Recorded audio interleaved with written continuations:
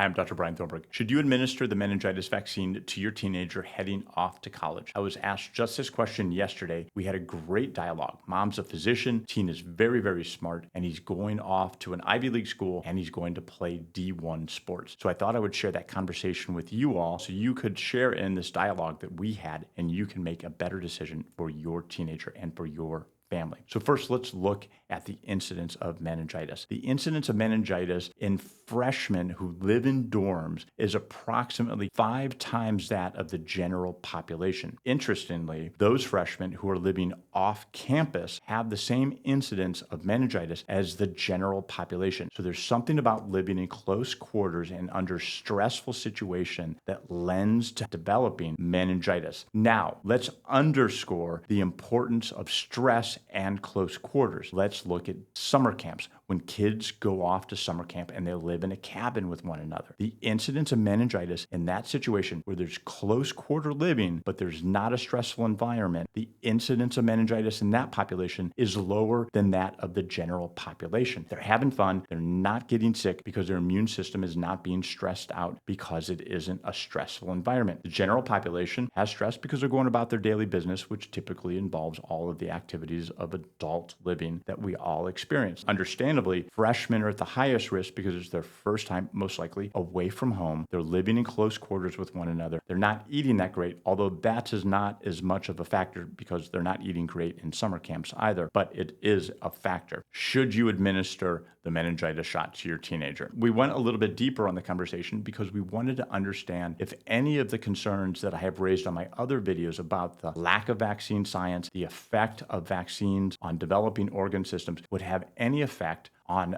this adult teenage boy heading off to college. The answer was largely no. The concern with giving vaccines at these younger ages, at birth, 2 months, 4 months, 6 months, 9 months, 12 months, 15 months, 18 months. We pause at 18 months until 4 years old. There's a concern there because the organ systems are still developing. Remember, the liver doesn't fully mature until 6 months old. The blood-brain barrier doesn't mature until 2 years old. The kidney doesn't mature until 2 years old. The immune system doesn't mature until 3 to 5 years old. So now we're in a different grouping of individuals. We're talking about 18-year-olds heading off to college. Their organ systems are not developing. Of course, their executive function, their prefrontal cortex is still developing, but I'm not concerned about that because the blood-brain barrier is fully matured. As we dove through all of the historical concerns of vaccines with younger children, we couldn't find the same concerns with the teenagers heading off to college. I can say that this family was still taking the issue home. They wanted to talk about it a little bit more, but there was a concern because he was going to be a D1 athlete. He was at a very academic school and he was going to live in the dorms. So family's still making the decision, but that's how we skinned it out. That's how we parsed out all of the different concerns, looking at vaccine safety, looking at efficacy, looking at incidence of disease, comparing it to other similar populations, and looking at the importance